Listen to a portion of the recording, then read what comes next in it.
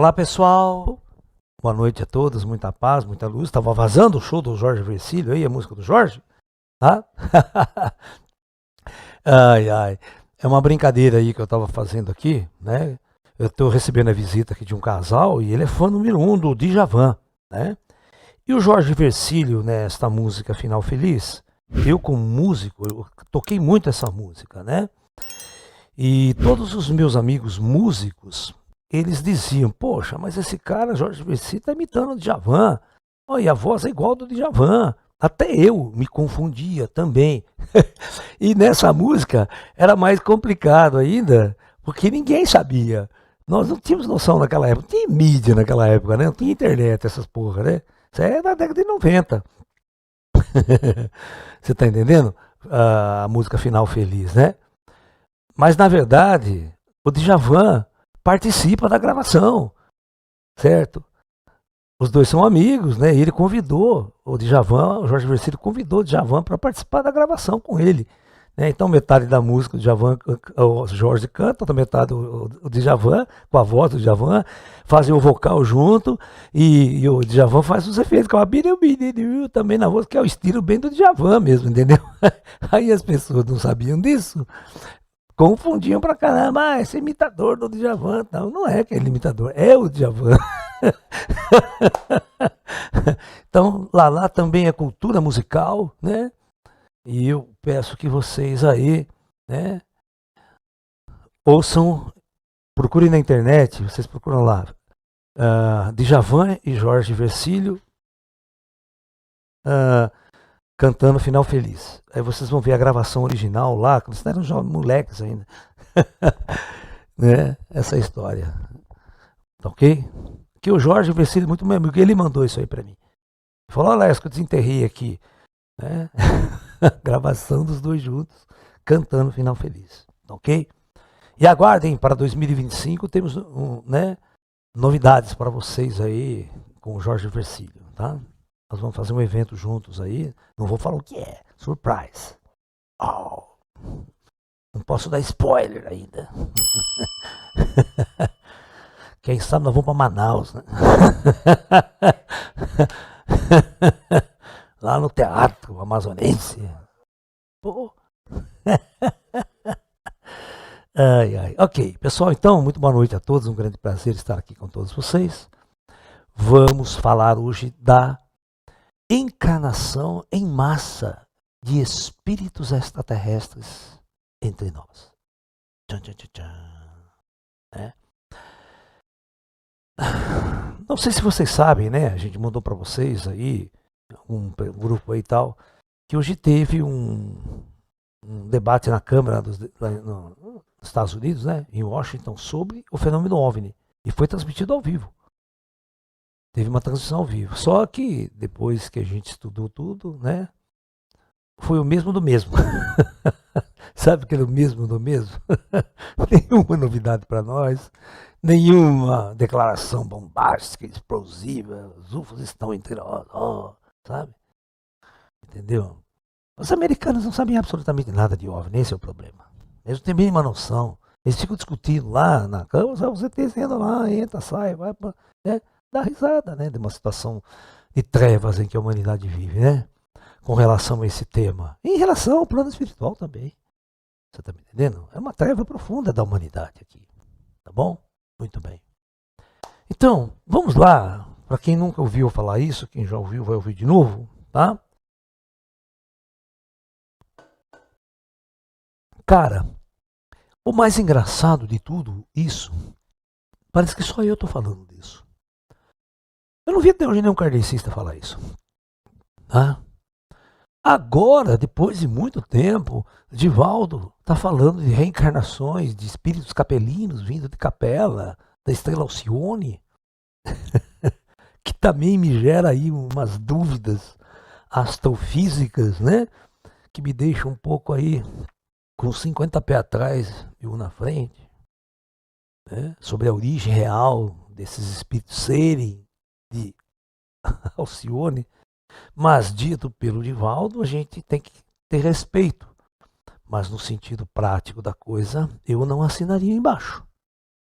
Porque quem conhece astrofísica como eu conheço, a gente sabe que é impossível ter um sistema, né, um planeta totalmente habitável, com um projeto planetário, e que espíritos desses projetos viriam para a Terra para reencarnar aqui. Ok? E ele fala que são espíritos ainda mais evoluídos, mais avançados. Isso, para um astrofísico, não tem lógica. Um dia, quem sabe eu explique para vocês uma outra palestra do tema que não é o tema de agora. Tá? Muito bem, mas vamos lá.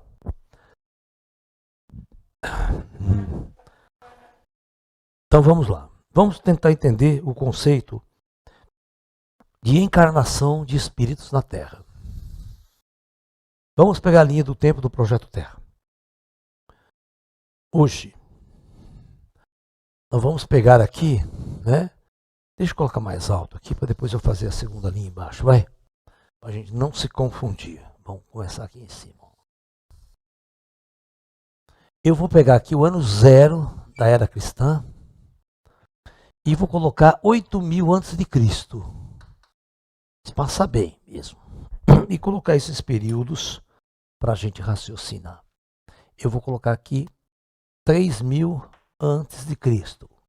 Todo mundo que sabe já sabe que eu faço isso já faz tempo, né? Então, esse período é um período de 5.000 anos. É conhecido por toda a história arqueológica da Terra, pelos cientistas mesmo, certo? Tá? Que esse período é chamado de Idade da Pedra, Idade Antiga. Tá? Tem um filme muito interessante que se chama Há 10.000 anos AC. Ok? Se você assistir, você vai ver aquelas tribos na Idade da Pedra, elas não conheciam o fogo, tá? Completamente nômades, completamente nas cavernas, nem linguagem eles tinham, eles não sabiam falar. Eles se comunicavam como se fossem grunhido de animais. Pra vocês terem uma ideia que uma coisa era feia. E pela estatística, né, aqui neste período existiam 4 milhões de habitantes apenas na Terra. Se você é partidário de que espíritos encarnam, que os espíritos não são gerados no ato sexual, nasce aqui agora, mas os espíritos são anterior a qualquer organismo biológico, eles existem fora de organismo biológico. Então, se você é um espírito que acredita em reencarnação, você precisa acreditar em encarnação. Vocês entenderam o que eu estou dizendo ou não? Qual que é a diferença? Qual que é a diferença entre reencarnação e encarnação?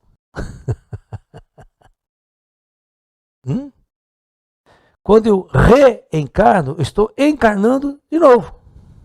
E quando eu estou encarnando? The first time. Alright? Entendeu? Então, é muito importante que vocês entendam. Então, todos os seres vivos desse planeta, todos os seres humanos, teve uma primeira. Então, a primeira vez nós chamamos de encarnação. E se teve uma primeira vez, vamos perguntar, e antes? Aonde estavam esses espíritos que encarnaram pela primeira vez na Terra?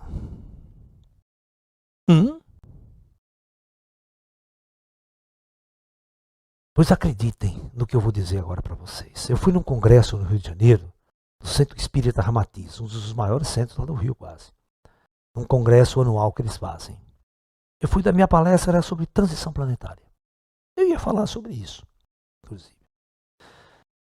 E a primeira pergunta que eu faço no Centro Espírita, com mais de 500 pessoas no auditório, é: quantas encarnações vocês acham que já tiveram aqui na Terra? O primeiro que levantou teve a coragem de falar 20.000 encarnações.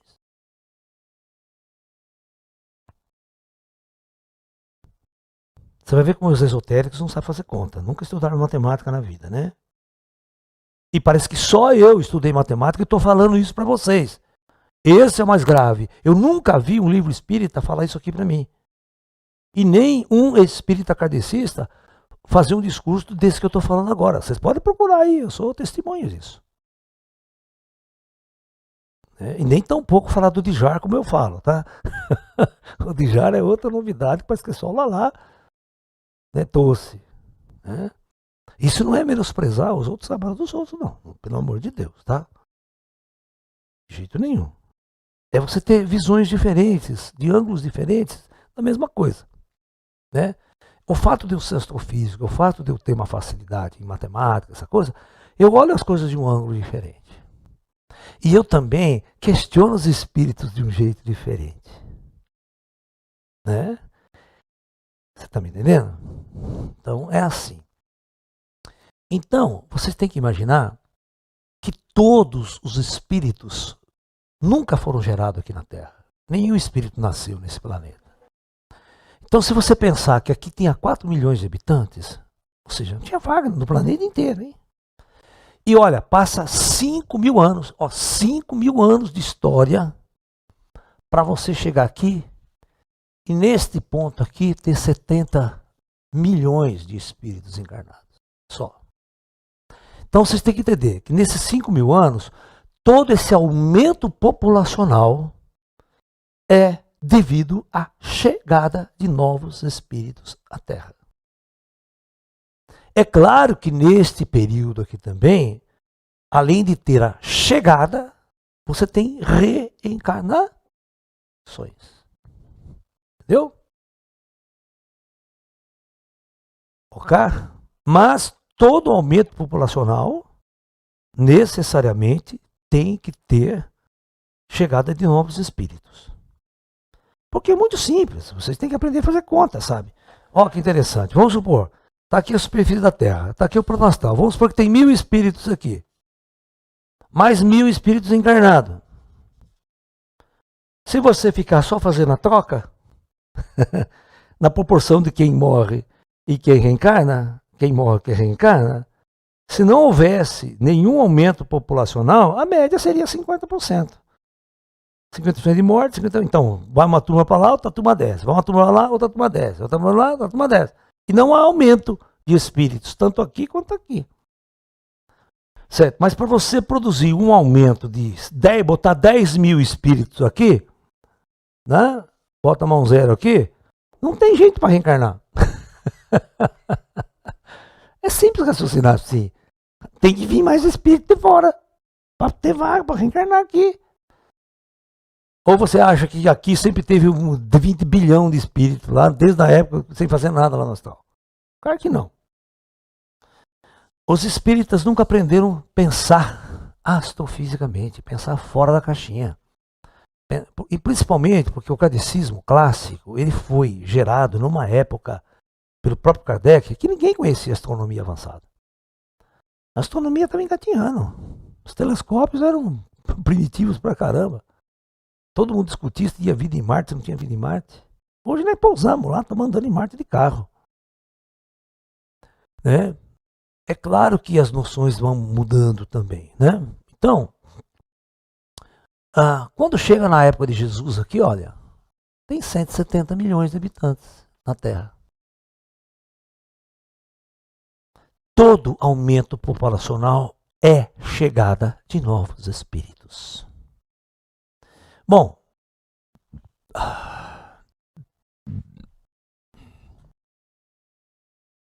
vamos fazer um segundo gráfico agora, que vai vir daqui,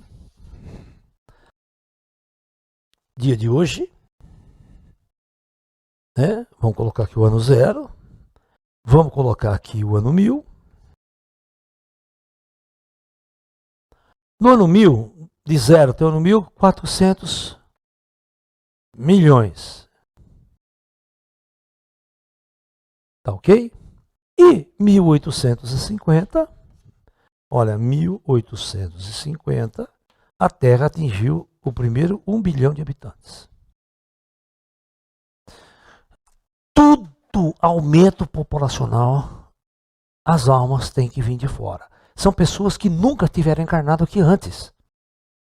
Vocês estão me entendendo? É fácil fazer essa matemática. Eu não sei por que vocês não fazem essa matemática. Tá? para mostrar que algo muito estranho está acontecendo agora. Muito estranho está acontecendo agora. Tá? Ok? Daqui de 1 bi, em 150 anos, hoje a Terra tem 8 bi. Em 150 anos. Eu quero que vocês me expliquem isso. Ó, ficou 5.000 anos para a Terra aumentar poucos milhões de habitantes. Em 150 anos, chegaram à Terra excedente 7 bilhões de almas aproximadamente. Ou seja, essas almas que chegaram, esses 7 bilhões, não faz parte do 1 bilhão que vinha reencarnando. Já eram espíritos extraterrestres, tá? Que chegaram em épocas separadas. O gênio, eu vou contar uma história de um gênio lá da antiguidade, que ele era um cientista em outro planeta. É o Leonardo da Vinci. Leonardo da Vinci era um gênio, era um cientista num planeta que estava avançado tecnologicamente. Por questões kármicas, ele veio reencarnar na Terra na Idade Média. Ele sabia de tudo, mas não tinha como fazer. Ele não tinha ferramenta na mão. Né? Como é que você pode fazer um circuito eletrônico de alta sofisticação com ferramenta de pedreiro? Fala para mim.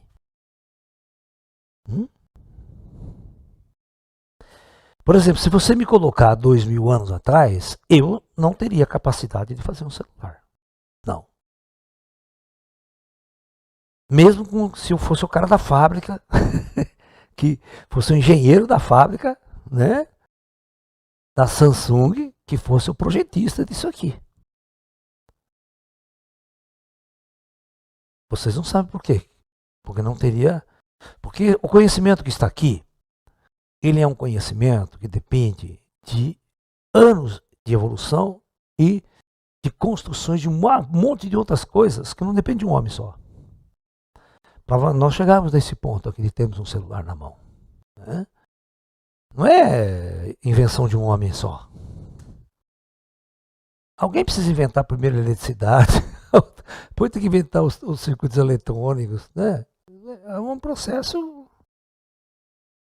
Até você inventar um microchip com bilhões de transistores dentro do microchip. Como é que a gente vai fazer isso lá na época antiga? Não tem como fazer. Não tem máquina para isso. Hã? O software é o mais fácil, não é tão difícil não. O software, né, junta meia dúzia lá.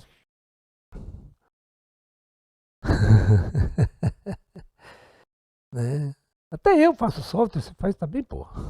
Isso aí não é problema. O problema maior é a parte digital mesmo, a eletrônica digital. A eletrônica digital não é fácil não, cara. A eletrônica analógica, ela é simples, mas a eletrônica digital dá um nó na cabeça de vocês. E a microeletrônica é pior ainda, né? Então, todos vocês precisam me explicar exatamente isso aqui, ó. Tá? O fato importante é que, em média, um espírito pode dar apenas uma encarnação a cada 100 anos. Tá? Então o espírito nasce, vive em média 50 anos, vamos calcular, morre, e 50 anos ele passa no plano espiritual. Depois ele pode reencarnar de novo. Por que esse período? Porque não tem vaga. Quantas pessoas não estão chegando querendo vaga para encarnar? O cara acabou de morrer, já quer encarnar no dia seguinte? E também não tem sentido, sabe por quê? Porque toda a vida na Terra precisa de um tempo de recrudescimento no mundo espiritual. É o tempo necessário para você avaliar todo o processo que você vivenciou aqui na Terra. Tá? Por isso que não pode ficar encavalando encarnação uma atrás da outra, sem um período no mundo astral. Não funciona assim. Tá? Não funciona. Então, se a cada 100 anos eu posso dar uma encarnação, vamos supor, se você tivesse nascido aqui, chegado aqui, junto com esses 4 milhões, tá? E tivesse aqui na Terra há 10.000 anos, você poderia no máximo dar 50 encarnações. Mas não igual aquele cidadão fala, tem 20.000 encarnação na Terra, ou seja, pra puta que pariu. Pô, esses caras não pensam, ficar abrindo a boca falando bobagem assim. E você sabe que o mínimo que falaram para mim lá, o mínimo foi 500 encarnações. Para que livro você leu isso? Que espírito desse centro que falou isso para vocês? Manda esse espírito falar comigo. Hã? Espírito por espírito também sou. Não é problema nenhum. Vocês têm que aprender a questionar espírito. Não é porque o espírito está incorporado no médium que fala amor bobagem, vocês aceitam. Tá? Tem que dar uma dúvida. Fala, pô, mas não dá certo. Não tem.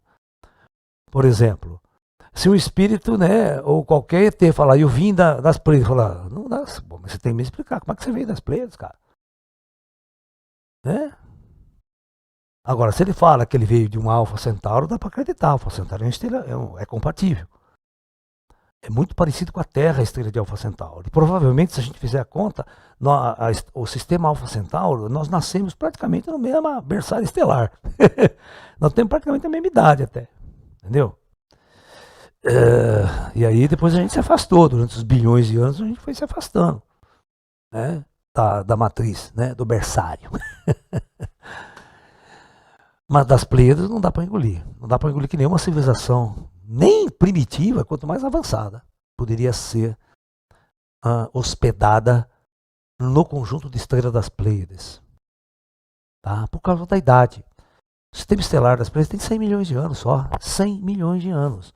É um sistema extremamente jovem e não existe nenhum planeta estável geologicamente para abrigar uma civilização nesse período. A Terra demorou mais de 1 bilhão de anos para se tornar estável. Para começar a ter começo da implantação de vidas. Isso é engenharia sideral. Né?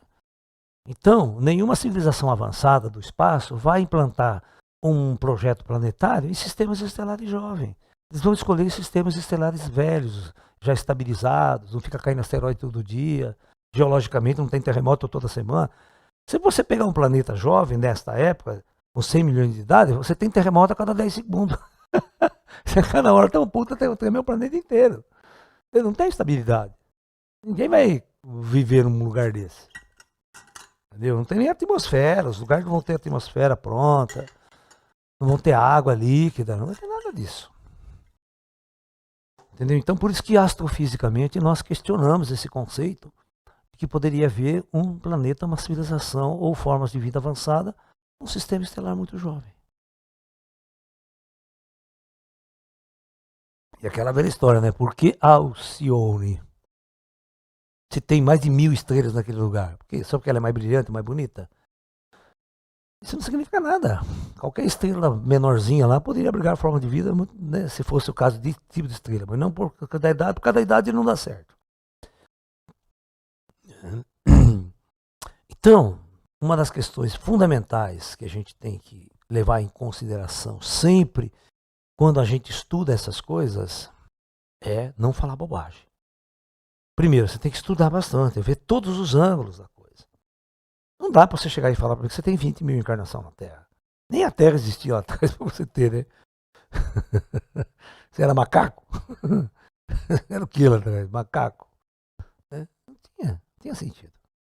E até hoje não saiu daqui, isso que é o problema, né? Agora, é claro que espíritos, se você começar a somar quantas encarnações você teve na galáxia, aí já é outra história.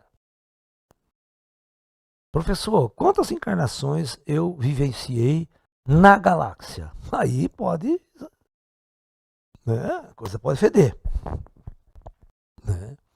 Aquela velha história, matriculei você em matemática no Unicamp. Quantos anos você demorou para sair da faculdade? Se nem for zero esquerda, demora 20 anos sai. Entendeu? Se não estudar, se não dedicar, vai ficar lá. Né? E é o que acontece. Muitos espíritos vêm aqui na Terra, né? Passam 10 encarnações e continuam na mesma. Então tudo depende do processo de cada um. Né? Quando nós perguntamos para o Mestre Quan, o que significava a prática do Tai Chi Chuan em nossas vidas? Nosso mestre espiritual respondeu assim, né, que uma vida de Tai Chi Chuan pode eliminar muitas vidas futuras na matéria. Ou seja, é o indivíduo que vai estar focado num processo de paz interior, de busca do conhecimento, do despertar da consciência espiritual, uma prática que te leva a isso. Isso faz você queimar muitas encarnações futuras que não serão necessárias. É isso que significa você viver uma vida, né, mais harmonizada. É aquilo que Jesus queria fazer. Quando Jesus chegou 2000 anos atrás, desceu no meio daquele bando de ignorante, os caras nem ler e escrever sabia, aquela puta discussão religiosa quadrada, decadente daqueles judeus.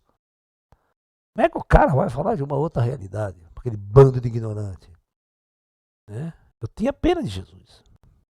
Eu que sou professor, quando eu pego uns alunos para ensinar matemática, dá dor no coração. Você fala que a soma é desse jeito, ele não acredita.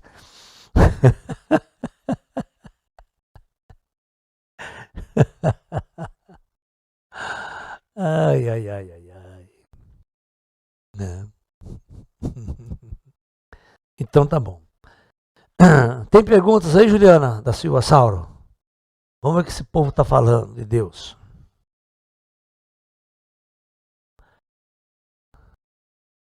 Vai ter mais uma chegada em massa igual teve? Ou essa é a margem de pessoas que vai manter? O planeta não suporta muito, né? Os próprios cientistas nossos, né, os estudiosos, dizem que em 1950 até a 2050 nós podemos chegar a 9 bilhões de habitantes. Ou seja, agora nós vamos dar uma segurada nessa curva. Essa curva chegou a 8, agora nós vamos subir mais devagar, entendeu? Subir mais tranquilo. Né? Pô, aqui tá subindo 150 anos, subiu 7 bilhões. Pô. Né? Entendeu? Isso se não houver guerra, não houver mudanças estruturais, a chegada dos ETs não acontecer, mudar uma mudança radical no paradigma do planeta. É só uma estatística de controle de natalidade, né? Nós estamos tendo um problema muito grande de não ter jovens na Europa. A Europa está com um problema muito sério, porque ela não tem trabalhador mais. E devido ao problema da nossa qualidade de vida, a expectativa média já passou de 70 anos, pô. Então, né, todo mundo 60 anos está aposentando. Então o número de velhos aumenta muito. E quem paga poupança, aposentadoria, não vai cobrir, porque não tem jovem para trabalhar e sustentar os velhos. Né? Entendeu? Porque a aposentadoria é você que paga, sabia? É o jovem que trabalha que paga a aposentadoria pro velho que está lá, jogando dominó na praça. Né? Se o número de velhos aumentar e os jovens não encarnar, você tem um problema de aumento populacional, não sobe. Né? Dá problema em um monte de setor. Por isso que tem que montar robô e botar robozada para trabalhar. Né? Professor, o planeta de Leonardo da Vinci era um planeta de provas e expiações e mais avançado que o nosso. Isso, ele era. Ele era um planeta que estava assim como nós estamos hoje aqui. Tinha muita coisa, aviões, naves, foguetes, tal, tudo que nós temos hoje, mas ele leva em volta de mente encarnar ele na Idade Média. Ele tem tudo na cabeça, sabe o que é um paraquedas, sabe o que é um avião, sabe o que é um helicóptero, ele sabe tudo, mas vai fazer lá. Ele lembrava, mas você vai fazer de que jeito? Com pau e pedra? Certo, é o que tinha na Idade Média, era pau e pedra. Ele desenhava tudo muito bem. E o Leonardo era um filho da puta, ele era bom em tudo, né? Ele foi um dos primeiros fisiologistas do Ocidente, sabia? Fisiologista. Ele pegava cadáver, abria os cadáveres e desenhava os órgãos internos dos cadáveres, desenhava tudo, mas desenhava tudo e fazia um mapa fisiológico do ser humano. Não existia antes dele. A religião não permitia que você abria, que você fizesse um monte de coisa. Você sabia o que tem dentro do ser humano, como é que o ser humano funcionava? Como é que um coração funcionava, como é que um pulmão funcionava, como o estômago funcionava? Eu não sabia, os negros não sabiam, os médicos também não sabiam. Leonardo da Vinci foi um dos grandes gênios de fazer um livro de fisiologia humana. Ele comprava cadáver de mendigo, de indigente, sabe? E levava escondido lá no laboratório. Abria de noite, à luz de vela, ele abria o cadáver lá e desenhava tudo. Olha a busca do conhecimento do cara. Ele não era só um pintorzinho gay. Né? Porque ele era homossexual, né? Todo mundo sabe disso, isso eu não estou inventando nada. Né? Mas e era um cara difícil de se conviver. A própria biografia dele fala que quando ele brigava com o Michelangelo era. Né? E um dia que os caras contrataram ele para pintar duas, uma parede e outra outra. Você imagina se eles conseguiram? Um não podia ver a cara do outro. E um era crítico da arte do outro, né? Então, né? Como é que os caras vão pintar uma parede e o outro vai pintar outra? Imagine a convivência. Não deu certo. Né? Professor, você já ouviu falar na teoria que um faraó egípcio tentou implantar uma religião monoteísta chamada Atom, mas foi assassinado porque na época só aceitava o politeísmo? Grande bosta se ele fizesse isso também, né? Não ia adiantar porra nenhuma. O judeu fez isso, não adiantou nada. Estão lá se matando até hoje. Né? A religião judaica é monoteísta, e daí? Mas não adianta, você bota um Deus no pedestal lá em cima, né? Ditando regras e leis. Né? O problema não é a religião. O problema é o conhecimento verdadeiro. A religião nunca traz conhecimento verdadeiro. A religião é uma coisa criada pelo homem. A forma como o homem vai cultuar um Deus. É como você está falando, os egípcios não aceitou, porque a religião dos egípcios era outra ideia. Né? É só você tentar convencer, vai convencer corintiano a ser palmeirense. Eu dou uma missão para você. Fala assim que, né, palmeirense te leva ao céu, os corintianos te levam ao inferno. Vai lá, convence eles aí pro céu. Largar o timão, né? Para ir para o céu. Ele vai largar o Deus do Corinthians.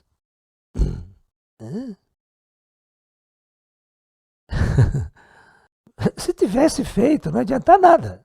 Se o Atom, eu sei quem é o Atom.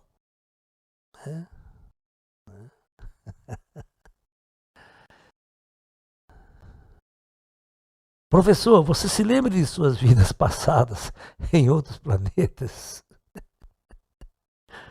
Não vai adiantar nada, a merda é a mesma daqui.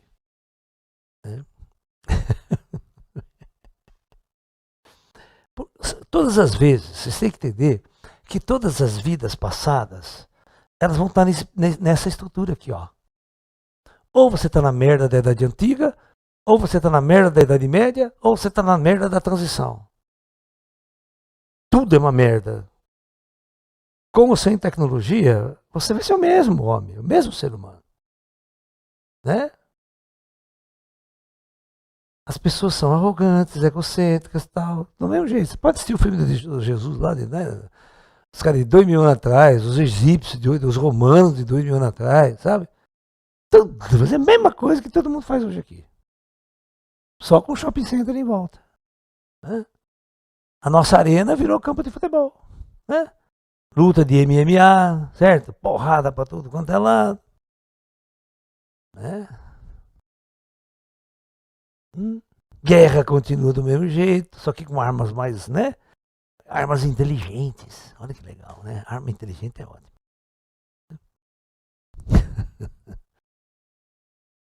Então, eu não vejo muita vantagem você lembrar de vidas passadas em outros planetas, que todas as encarnações, não importa qual planeta você fez, vai estar nessas fases aí, ó. Por isso que muita gente vai sair daqui, vai para Quiron, que está aqui.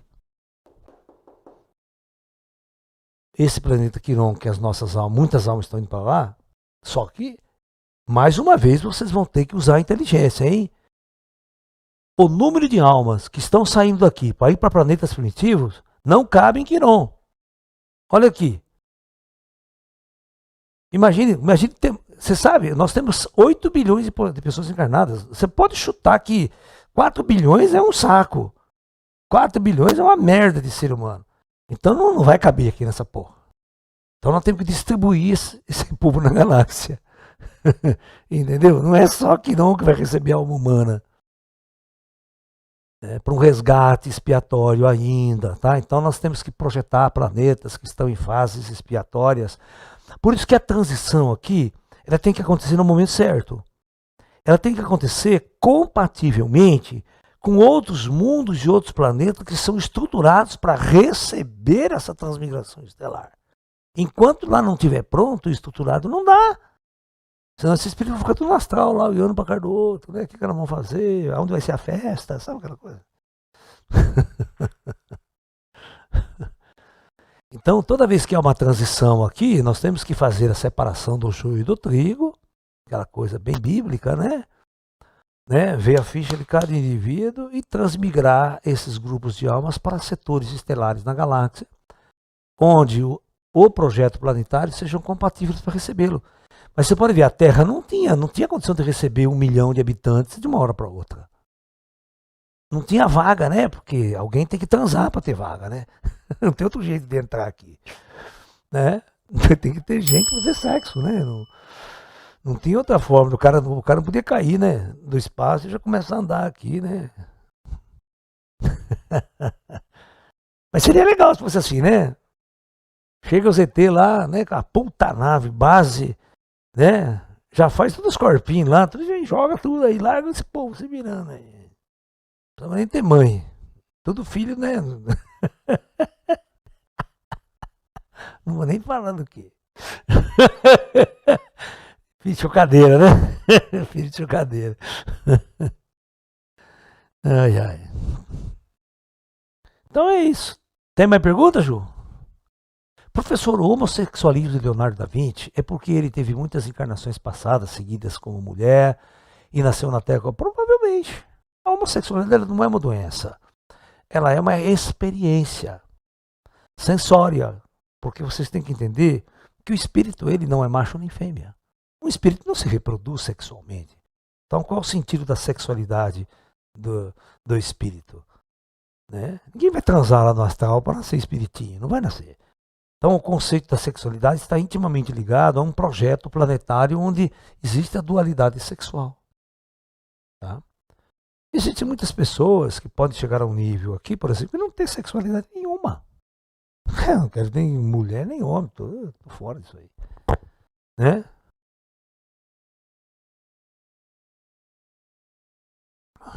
A sexualidade é que prende o homem a um sofrimento muito grande na dependência do outro.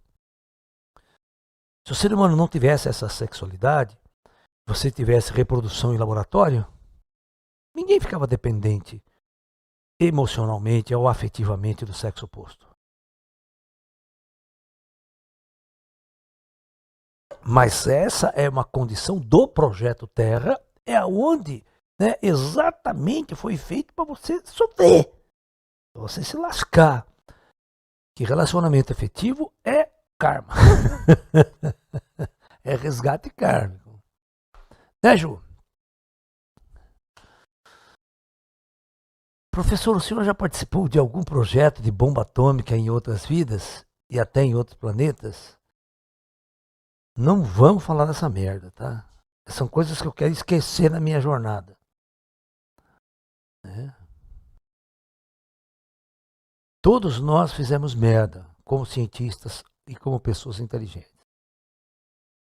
Agora nós estamos resgatando aqui. Vocês não ficaram sabendo, através do Geraldinho, né, que o Chico Xavier, junto né, jogou bombas atômicas em outros mundos, né? Você está me entendendo? Por isso estão resgatando o karma faz tempo aqui na Terra. Todos nós que estamos aqui viemos de mundos densos. Viemos de resgates kármicos complexos do passado. Não tem santo aqui entre nós, cara. Nós estamos evoluindo e acordando, isso sim, tudo bem. Né? Todos os grandes médios, avatares, religiosos, padres, todo mundo buscando uma ascensão. A seu modo, a seu jeito. Não importa a religião. Importa o que está dentro do seu coração, o que você está fazendo hoje. No plano astral, ninguém pergunta da sua religião. Todo mundo vai olhar as suas obras. O que você fez lá embaixo? Só isso que eles vão perguntar para você. Mas lá, por exemplo, não importa se você é budista, taoísta, chinês, se é islâmico, se é muçulmano. se é judeu. Ninguém vai se preocupar com isso. Só com suas obras e o seu caráter. Aí tá tudo certo. Tá? Vocês precisam aprender uma coisa muito importante nessa vida. Nesse planeta existe o povo escolhido de Deus, tá? Deus não escolheu ninguém especialmente, tá? Como muitas outras raças aí criam um racismo terrível, né? Por causa disso. Cria no seu próprio padrão religioso, achando que eles são os únicos escolhidos, o povo escolhido por Deus, né? Aí fica terrível, porque os outros são o quê, então? Sacou?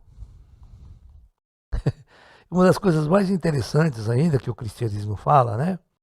Essa é a dicotomização da natureza do ser humano. Isso é complicado, né? Quando você chega para um cidadão numa igreja, o cara já está numa merda desgraçada, numa angústia, numa pobreza, num sofrimento, e você fala que você não é filho de Deus. O único filho de Deus é Jesus. Vocês são tudo filha da puta, porque não tem pai, o que é o quê? Hã? O cara já vai se julgar um bosta. Só Jesus é o único filho de Deus enviado para salvar o homem. O resto, o que nós somos então? Aí a igreja incute em nós que nós somos pecadores. Temos até pecado original, né? A gente já nasce carimbado com pecado. E só no batismo que... No batismo cristão que tira o pecado original. Porque o budista ainda está com o pecado original lá, tá? Buda morreu com o pecado original. Porque não foi batizado na igreja católica. Entendeu? Então, são esses conceitos que levam, né, à primitividade dessas religiões. Você está me entendendo? Professor, então, a Igreja Católica, por acaso, está auxiliando na transição ou está complicando tudo as outras religiões também? Cara, a ignorância, eu não vou falar diretamente da Igreja Católica. A ignorância humana é que atrapalha. É a ignorância na economia, é a ignorância na política, é a ignorância na ciência e é a ignorância das religiões. Então não é o católico, não é o crente, não é o budista, não é o taoísta. É a ignorância. Vocês estão me entendendo? Tá? Esse é o ponto-chave da questão. É igual hoje. Meia dúzia de políticos debatendo se tem disco voador, se não tem, lá no Senado americano. Lá no, não sei se é Senado ou se foi na Câmara dos Deputados. É uma CPI, deve ser CPI que os caras fazem aquelas reuniões, né? Menor, né? Para discutir um tema e tal, né? E os ETs andando, certamente, em espírito, os ETs estavam andando ali para ver o que os caras estavam falando. Isso é a treva, isso é a ignorância humana que atrapalha a evolução do planeta. É as trevas em que o ser humano vive e a ignorância que a política, que a ciência, que as religiões vivem. Ok? Esse é o problema. Todo mundo está nas trevas. Não é um culpado. Não é o catolicismo. É o ser humano. Tem mais pergunta?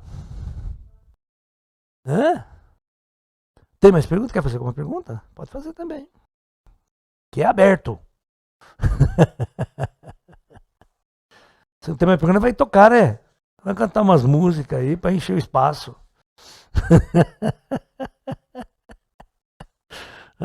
Legal, Tese. Qual é a pergunta?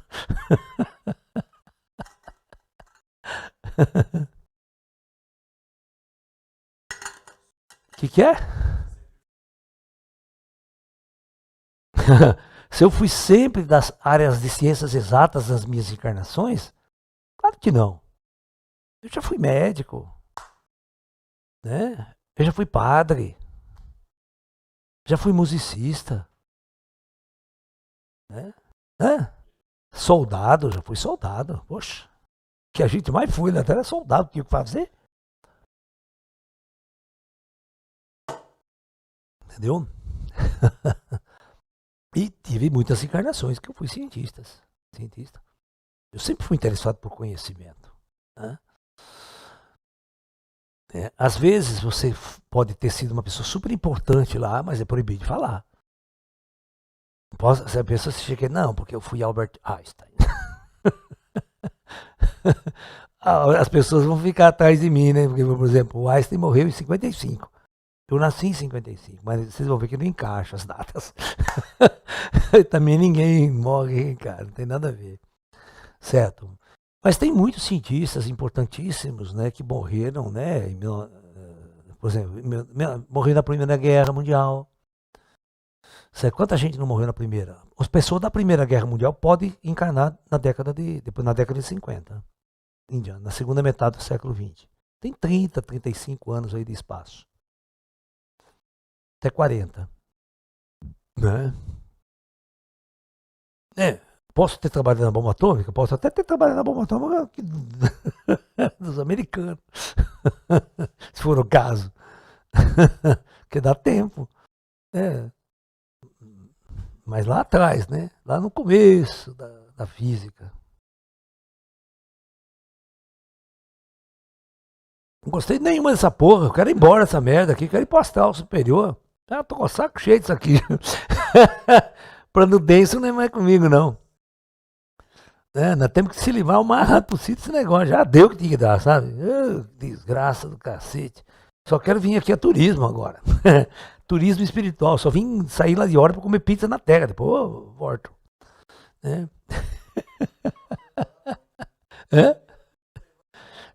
Come a pizza e vaza. Só vem aqui pra coisas boas, né? O resto.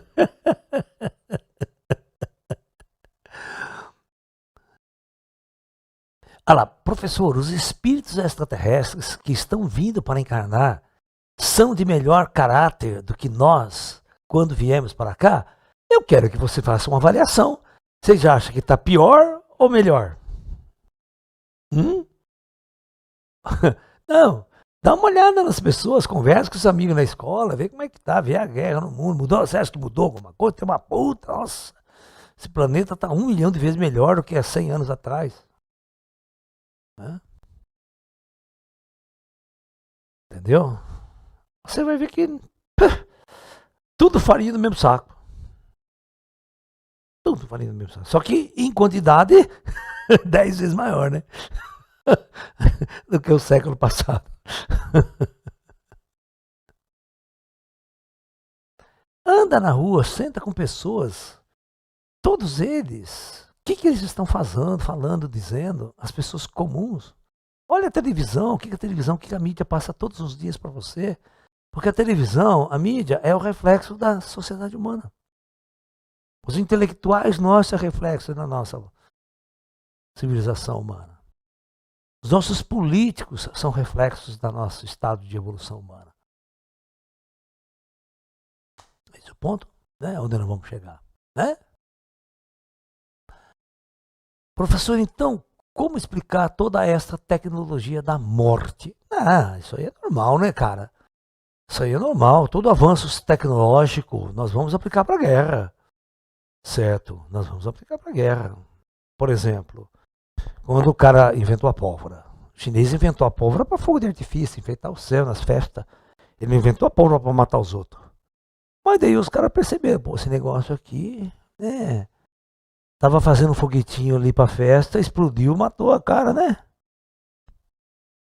Aí um cara começa a coçar a cabeça e fala, porra, essa coisa aqui é boa pra matar gente, né? Um general olha aquilo e fala, oh my God, né? Vou utilizar isso nas batalhas, né? Entendeu? E aí tudo começa. E cada vez que você vai aperfeiçoando uma arma, é tudo uma questão de... Você lembra quando o cara... Você vê o ser humano, ele é muito burro, né? Na guerra de Napoleão Bonaparte, os caras são muito burros, eles não são tão inteligentes. O cara demorou 3 horas para carregar aquela porra lá, pra boca e... Né? Os caras não tinham inteligência para fazer um cartucho, né? Porra, cartucho e automática ainda, né? O que o cientista pensa, né? Toda vez que você dava um tiro com aquelas armas antigas, a arma se empurra você para trás. Ela dá um puta puxo. Só que essa energia estava sendo jogada fora. O cara falou, caralho, vamos usar essa energia para uma coisa que preste. Então o que ele fez? Ele fez, toda vez que você dá um tiro, esse impulso que a arma joga para trás, ela faz virar o tambor. E botar outra bala no lugar. Aí só dando tiro, ó. O impulso que tá dando é uma força que tá virando o tambor. Você não precisa nem virar o tambor. Isso é problema na arma automática hoje em dia. A arma automática ela funciona assim, uma metralhadora. Né? O próprio pulso que a bala está jogando para trás, que é a pressão da pólvora que ela dá, ela faz gerar um mecanismo de repetição. E vou dizer para você, na época de Jesus, tinha tecnologia japonesa ou chinesa que trabalhava com metalurgia, fazia isso com maior facilidade se quisesse. Ainda mais os chineses no uso da pólvora, se você bolasse a ideia de cartucho, né? A próprio carregamento de canhão na Segunda Guerra Mundial, na primeira, ou seja, nas guerras anteriores, o cara carregava a mesma coisa que espingarda pra boca, né? Você jogava pólvora, socava, jogava a bola de ferro lá dentro, aí, bum, pra arrebentar outro navio lá, né? Mas jogava uma bola de ferro. Ninguém pensou em jogar uma bola que ia explodir, ia arrebentar um navio de novo, né? Umas duas explosões. Aqui, você vai ver que na Primeira Guerra Mundial, os negros já faz esse tipo de... Ele não vai socar. Ele já pega um saquinho assim que já vem com a pólvora, ele joga lá dentro do canhão. Né? Aí pega uma outra bomba, ele coloca a bomba que ao impacto ela vai explodir. Ela bater no chão, ela explode. Só para ser um gatilho lá, né? Aí, pum! Chegava lá, brrr, explodia também. Melhorou, né? Do que jogar só bola de ferro na testa do cara. Ou seja, tinha um puta exército e a bola de ferro tem que pegar na testa do amiguinho, né? Para ser útil, né?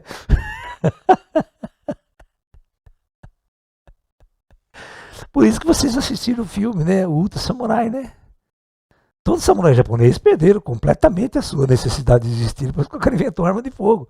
O cara treinava 50 anos na espada, o cara que treina na espada, o cara pá, o baianinho que só tomava pinga, dava um tiro no meio da testa dele. Já era. O samurai com 100 anos de treino, né? Isso é a evolução da guerra. E hoje, né? Você nem vê quem tá tirando em você, né? Daqui a pouco cai uma bomba na cabeça. Pum, você nem vê. Essa é a evolução da guerra. É a evolução da tecnologia, a evolução da ciência. Mas, para que você vai usar a ciência? Tudo está agora no caráter do ser humano, né? É ok? Professor, qual encarnação sua passada você achou mais legal? Bom, posso falar de uma boa minha em Shaolin, né? Nos monastérios chineses, monge. Não diria que ela foi legal. Eu aprendi muito, mas foi sofrida. Você está pensando que você largar de tudo e morar no mosteiro é fácil? Né? Ainda mais mosteiro budista, a vida é árdua, cara. Você tem que trabalhar que não sei o quê, vai trabalhar na roça, vai trabalhar, vai treinar, vai fazer um monte de coisa, vai fazer as orações para Buda, ó Buda. E acha que vai se iluminar no dia seguinte, né? Vai nada, cara. Vai nada. Você rala que nem um desgraçado. Mas aprende também, é uma forma de aprendizado. Todas as vidas, até como soldado, quando você olha para trás agora, você vê toda a sua vida de soldado, de guerreiro e tal. Né? Você vai ver que tudo foram importantes, foram experiências marcantes para o nosso crescimento maior. Na verdade, ninguém morre, né? Ninguém mata, ninguém morre. Só uma brincadeira, né? Montado nesse circo chamado Terra aqui. No fundo é tudo isso. Professor, os extraterrestres de Alfa Centauro já passaram por transições como estamos passando agora? Claro que sim. Óbvio. O planejamento para a transição é parar por aí a população do planeta e já nas próximas grandes encarnações já seriam durante a transição? É. Nós já estamos chegando no top line. Já era. Vocês ganharam uma moratória, porque já era para a Terra ter explodido uma guerra nuclear na década de 60. Estava tudo planejado para isso. Tudo estava planejado para o apocalipse acontecer na década de 60. Nem 70, era na década de 60. Tá? Plena Guerra Fria mesmo. Os ETs deram uma segurada no contexto. Tá bom?